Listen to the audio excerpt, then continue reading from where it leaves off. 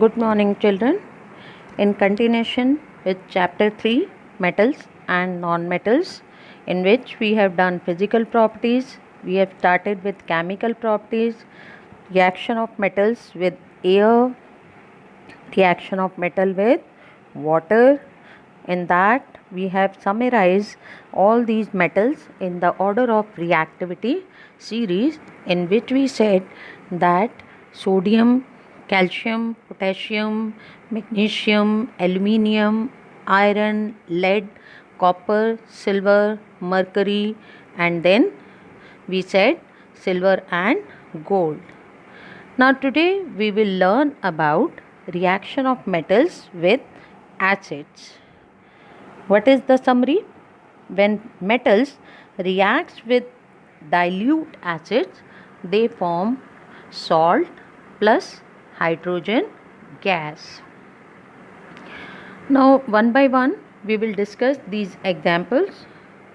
Sodium and potassium we are not considering here because they react very violently, and that may be a risk for this reaction. Highly exothermic reaction is it, so it is not suggested in the school level to study these reactions, but they are highly reactive with acid. Vigorous reaction is there. We are starting from magnesium, iron and zinc. As you can see, when iron react with dilute HCl, dilute, you remember, more water and less acid.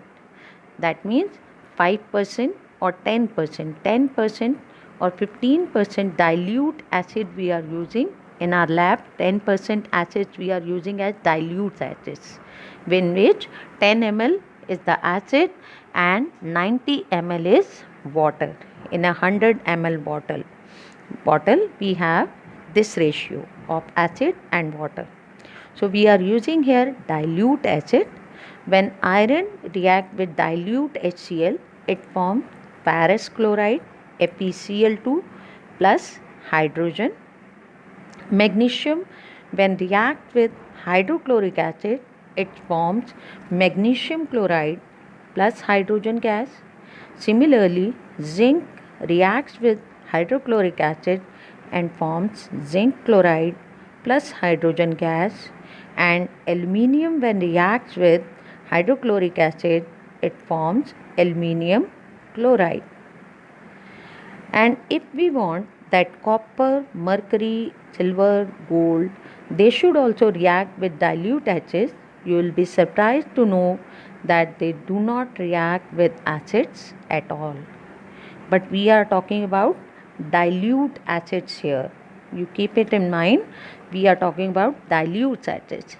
Because concentrated acids, if we can increase the concentration from 10% to 20% or 30%, highly they are corrosive in nature, and they can also react with these metals also.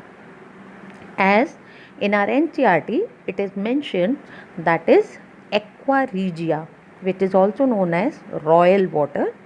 Royal water is the combination of 3 parts of concentrated hydrochloric acid and 1 part of nitric acid concentrated. If we dip gold or silver in this aqua regia, they also start dissolving in this metal. That's why the combination of these two acids, which are highly corrosive in combination, this is known as royal water. So what happens when we go to goldsmith? They use this aqua regia to clean our gold ornaments, and actually along with removal of dust and all other particles from our gold jewelry, they also take out some gold out of it, because small amount of gold dissolve in this aqua regia, and after that get settled in the tank and they segregate it. So this way goldsmiths sometimes do this shiny surface by dissolving in aqua regia. So this is the application of this royal water. But otherwise, with dilute acids, copper, silver, mercury and gold, they do not react with dilute acids. Now let us study how the metals react with solutions of other metallic salts. This we have already done in chapter 1 also. What is that? Displacement reaction. Yes, you are right.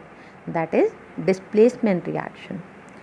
If we dissolve a metallic salt solution and we dissolve another high reactive metal in some low reactive metallic salt solution, the high reactive metal will displace the low reactive metal from its salt solution. You remember the activity was there in chapter 1 also. That is, we take copper sulfate aqueous solution in test tube and in that we put some iron nails.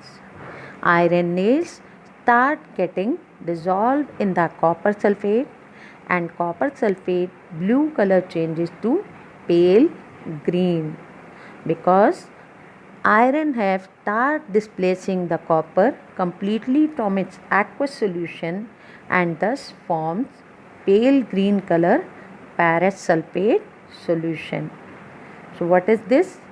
Iron have displaced copper from its aqueous solution because iron is more reactive than copper. Now we can summarize on the basis of all these chemical properties, that is a reactivity series.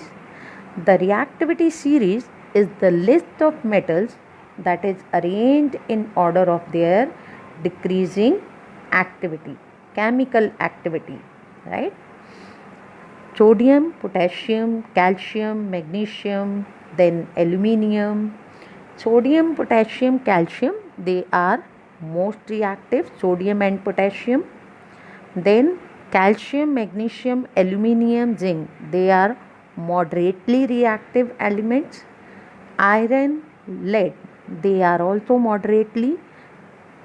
Copper, mercury, silver, gold, these are least reactive metals.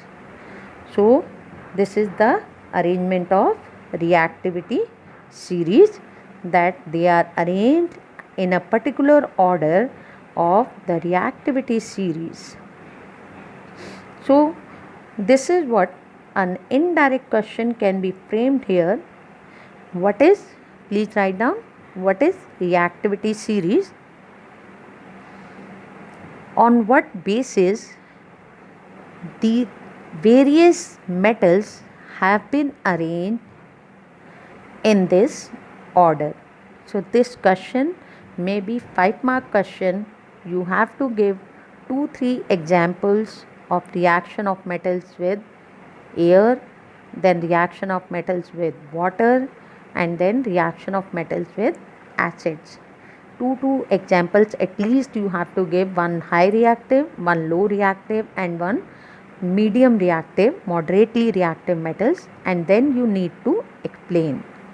Then you will summarize that on the basis of these reactions we can say that the above metals are arranged in order of reactivity series of their chemical reactivity. Is it clear? I hope. Is it clear? It's clear to you. So please learn this table very carefully. Very important and very useful for you in all the chemistry chapters. Thank you.